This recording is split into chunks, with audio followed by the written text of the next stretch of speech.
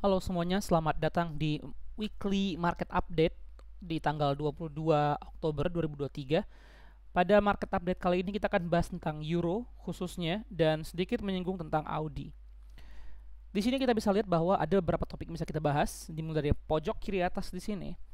Research dari Think ING minggu lalu menyebutkan bahwa US business dan ekonomi ada di peak cycle.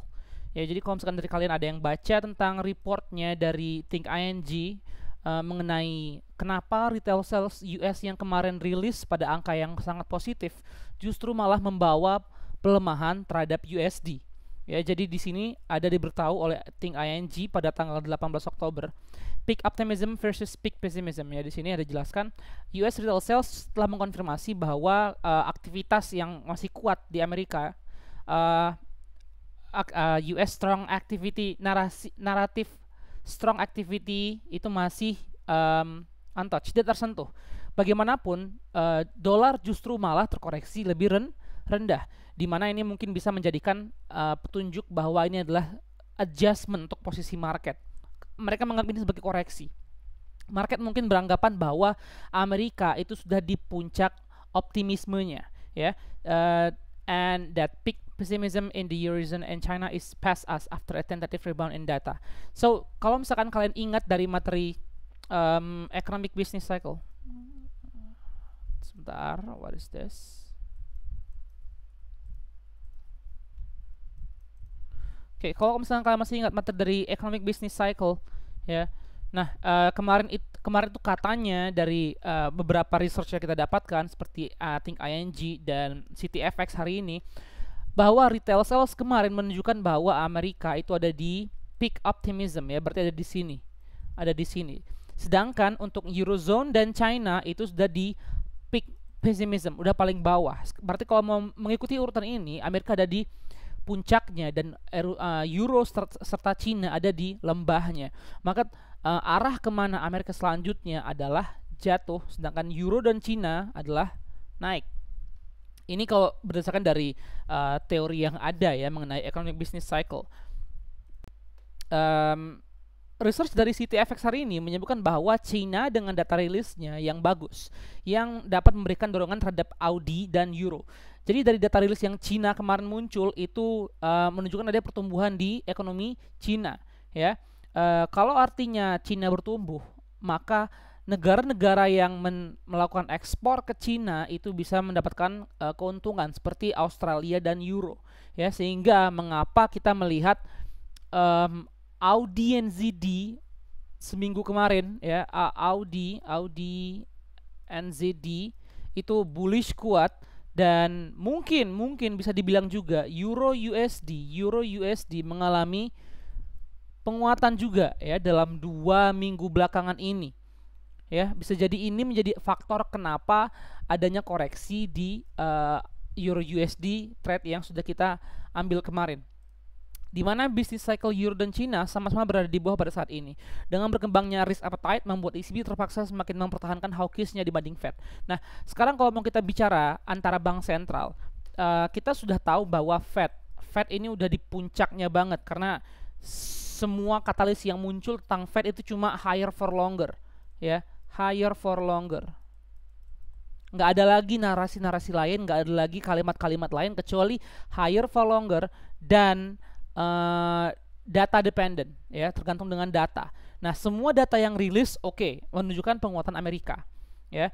Namun selebihnya ini semua mungkin mau dibilang udah cukup terprice in, ya, udah cukup terprice in, sehingga tidak ada lagi katalis lain yang bisa mendukung Amerika US dollar kecuali data. Nah, namun di satu sisi Euro itu mendapatkan katalis baru, yaitu risk on, ya, risk on-nya China, sehingga Euro bisa menguat dengan adanya penguatan dari China. Risk appetite, ya, tadi itu yang dimaksud dengan risk appetite. Kalau misalkan ada yang nggak ngerti, appetite itu berarti keinginan, ya, appetite atau double P, I'm not sure. Risk appetite atau risk aversion, ya, appetite itu berarti ingin adanya risiko, sedangkan aversion, kalau misalkan ada yang pernah baca, ya, ini adalah artinya menghindari, menghindari dan ingin. Appetite dan aversion itu bahasa Inggris yang perlu kalian ketahui. Nah, jadi di sini konteksnya Fed yang sejauh ini hanya ada data dependent dan oke, semua data menunjukkan penguatan untuk USD. Namun tidak ada lagi dorongan yang memaksa mereka harus terus rate high karena semuanya udah terprice in, begitu argumennya, ya. Sehingga tugas mereka selanjutnya sudah jelas. Tugas Fed selanjutnya adalah jelas bahwa mereka harus rate cut, ya. Nggak ada lagi. Sekarang tinggal menunggu masanya efek dari suku bunga masuk. Dah, cuman itu doang Amerika. Tapi tidak untuk euro, ya. Karena euro yang awalnya mereka sudah hawkish naikin suku bunga, ternyata ada sentimen risk on dari China yang bisa membuat ekonomi euro lebih menguat lagi daripada sebelumnya. Sehingga hawkishnya Fed yang bisa dibilang market bisa fokus dengan rate cut, ya, akan kalah dengan hawkishnya euro karena adanya demand dari China. Sehingga euro mendapatkan penguatan terhadap sentimen ini. Ya, kalian mengerti maksudnya gimana? Fed udah nggak ada katalis baru lagi, tinggal menunggu kapan rate cut-nya aja. Karena mereka udah let's just say peak, ya, udah di puncaknya. Tinggal menunggu rate cut. Tapi untuk euro yang niatnya mau hold, ternyata ada ancaman dari China bahwa ekonomi bisa bertumbuh lebih lanjut. Sehingga hawkishnya euro itu lebih kuat dibandingkan hawkishnya Fed. Itu yang kita lihat saat ini. Begitupun dengan Audi, ya. Audi juga mendapatkan penguatan karena jelas Australia itu melakukan ekspor ke Cina, ya, melalui komoditinya. Nah, dengan berkembangnya risk appetite membuat ECB terpaksa semakin mempertahankan hawkishnya dibanding Fed. Ya, berarti kalau melihat dari urutan perkembangan ekonomi, sepertinya akan ada pertumbuhan ekonomi yang lebih kencang dari euro dibandingkan US, ya. Nah, kalau kita baca di sini dari Think ING, alasan mengapa mereka melihat penguatan euro kemarin dan apa resiko terhadap dolar. Kita bacain dulu sebentar di sini, ya. Kurang lebih ini 3 menit. Pasar terus mendapatkan bukti kekuatan ekonomi Amerika. Kali ini dari sektor pekerjaan ketika klaim pengangguran awal lebih kembali menyusut dan turun di bawah 200.000. Namun nilai dolar di seluruh papan setelah ketua Federal Reserve Jerome Powell mengatakan bank sentral tersebut bergerak hati-hati dan kebijakan sedang cukup ketat. Walaupun komentar Powell tidak terlalu mendukung pandangan ekonomi dan analisis keuangan saat melihat pasar yang memprediksi kemungkinan lebih banyak kenaikan suku bunga oleh Fed, hanya sekitar 10 basis point dari prediksi sebelumnya. Dan pernyataan terbaru oleh pejabat Fed lainnya yang mengatakan bahwa tingkat suku bunga yang lebih tinggi berarti kemungkinan lebih rendah kenaikan tambahan. Meskipun begitu, nilai dolar menunjukkan perilaku seperti yang diajarkan dalam buku pelajaran mata uang yang terlalu dibeli. Oke, maksudnya di sini adalah dolar itu terlalu mengikuti textbook, ya. Di sini kita baca sesuai dengan apa yang dibilang mereka. Nah, ini alasannya kenapa kita nggak mau convert ke bahasa Indonesia karena artinya aneh, sehingga lebih mudah menjelaskannya dalam bahasa Inggris. Di mana tadi itu? Okay, however, the dollar is displaying a textbook behavior of an overbought currencies. Dolar menunjukkan perilaku-perilaku yang udah pernah kita pelajari di tentang teknikal, ya, bahwa dolar itu lebih ke overbought karena udah terlalu mahal, ya, terlalu banyak dibeli sehingga ya teknikal berkata saatnya dijual. Simple seperti itu aja. Kami telah lama menduga bahwa angka CFTC mengabaikan posisi beli sebenarnya di pasar terhadap dolar. Angka-angka terbaru akan rilis hari ini, tapi angka terbaru dari 10 Oktober menunjukkan posisi long bersih di atas 10% dari minat terbuka. Dalam komentar minggu ini kami juga telah membahas beberapa pandangan alternatif yang dapat membantu menjelaskan kinerja buruk dolar belakangan ini. Oke, this is unique. Bantu menjelaskan kinerja buruk dolar belakangan ini. Ini pendapat mereka kenapa? Meskipun suku bunga yang seharusnya mendukung penguatan dolar, ya, oke, itu titik ternyata. Selisih antara yield 10 years dan hasil swap mencapai level tertinggi dalam beberapa tahun. Sebuah tanda bahwa pasar mungkin mulai pricing in premi yang terkait dengan fiskal dalam yieldnya as.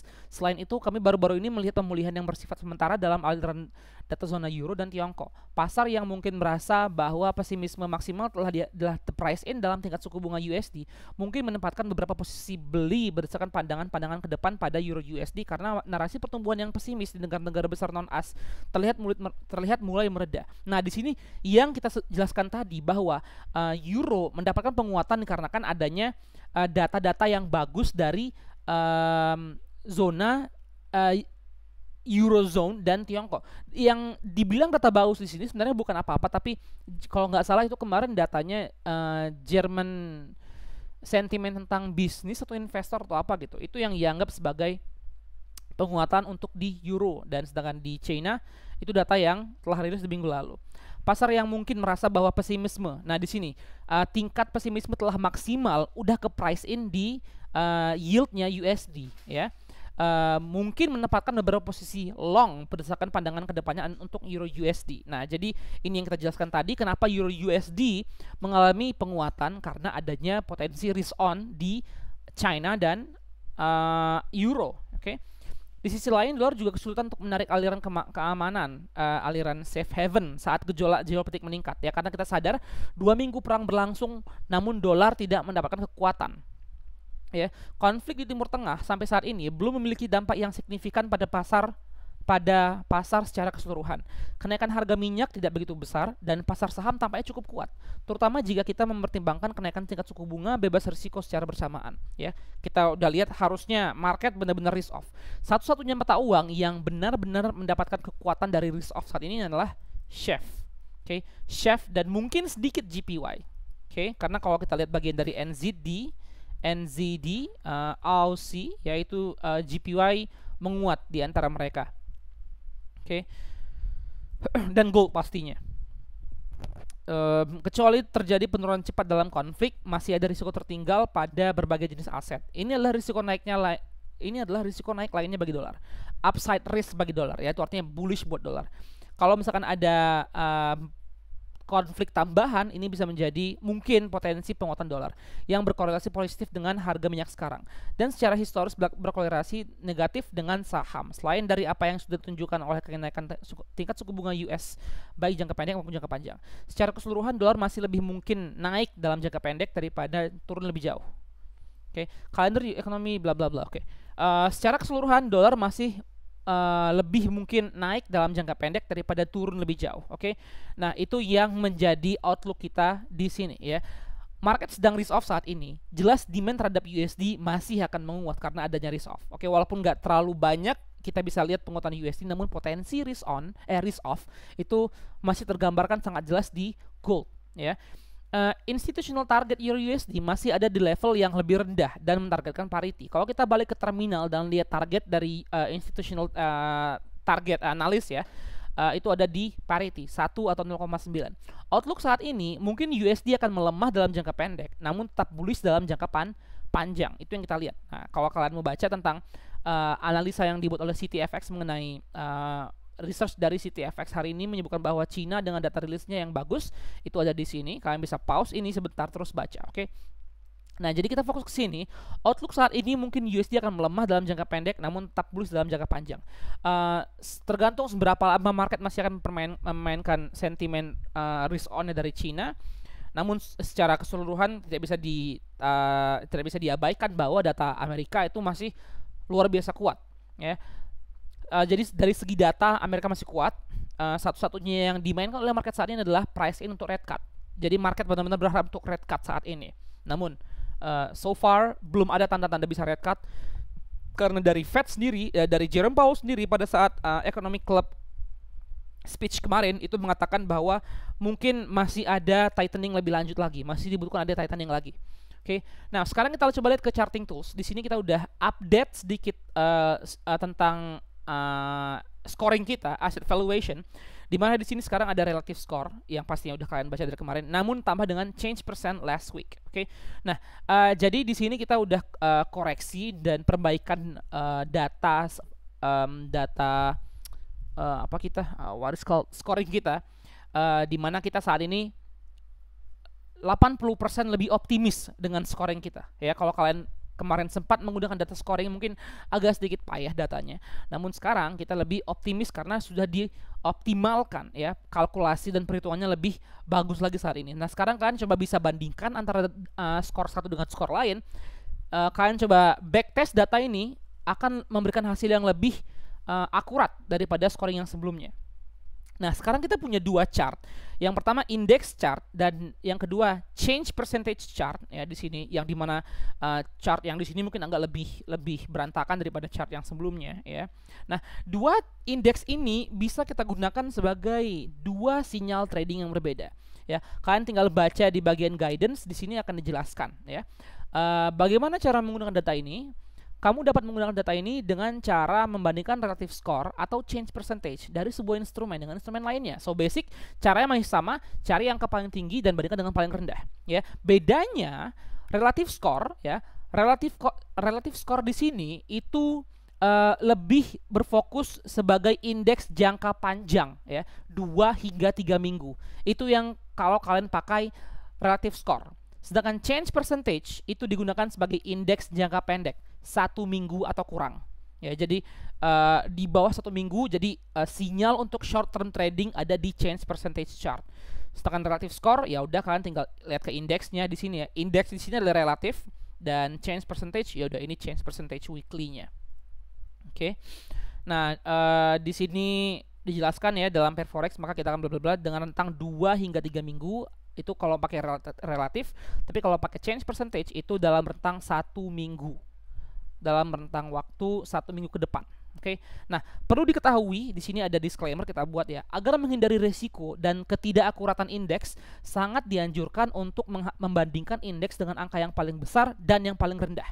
Ya, namun tidak menutup kemungkinan perbedaan indeks yang kecil masih bisa memberikan peluang profit. Indeks ini dikalkulasi dengan kumpulan beberapa data seperti sentimen retail, COT, data ekonomi, dan bond yield. Data tersebut diolah dengan menggunakan model kuantitatif melalui program pengolahan database. Tingkat keakuran data yang diberikan kurang lebih ada di 80% untuk relative score ya. Ingat baik-baik, 80% untuk relative score dan 60% untuk change percentage. Sehingga risiko yang dihasilkan dari data ini tetaplah ada.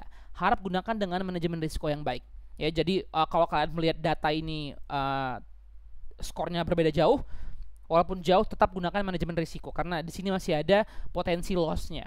Ya, apalagi di change percentage, di bagian change percentage itu akurasinya ada di 60%.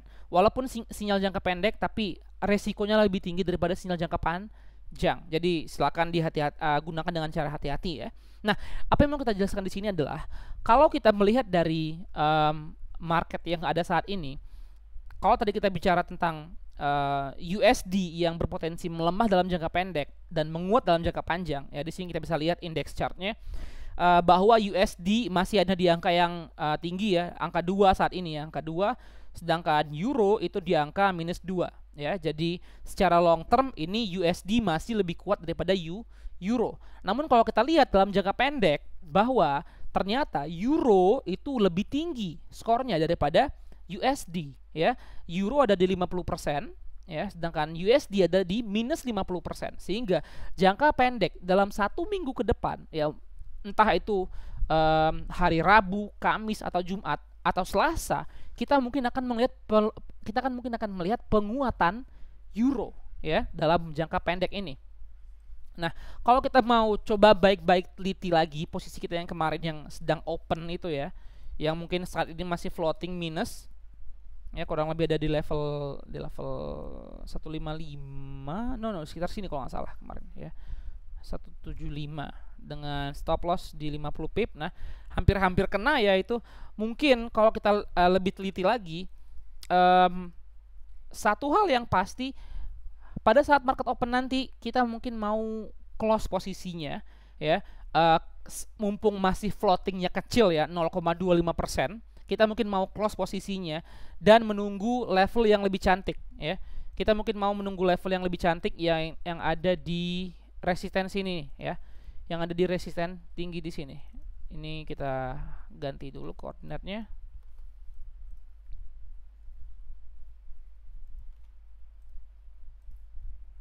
Oke, nah di sini berarti ini dia. Ini yang menjadi order block kita untuk trading. Oke. 625 berarti masuk 625. Iya, masuk 625 berarti. Key level 625. Nah, itu yang level yang mau kita perhatikan. Oke, kita mau perhatikan level tersebut karena itu adalah zona order block kita. Oke. Nah, 10625 akan menjadi key level kita. Mungkin kita akan mau melakukan short di sana. Ya, dengan stop loss 50 pip di atasnya.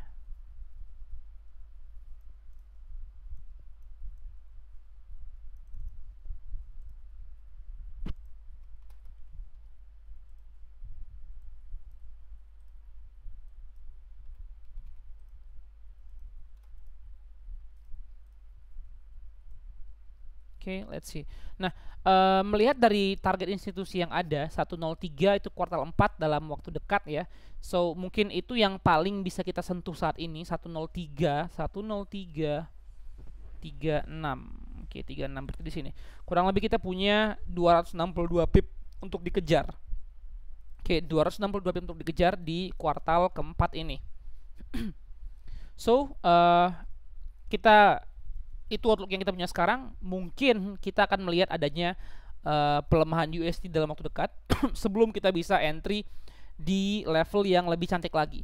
So pagi nanti ya di hari Senin pastikan kalian close posisi Euro USD-nya dengan risk floating di minus 0,25 kalau kalian mengikuti risk management yang kita berikan ya.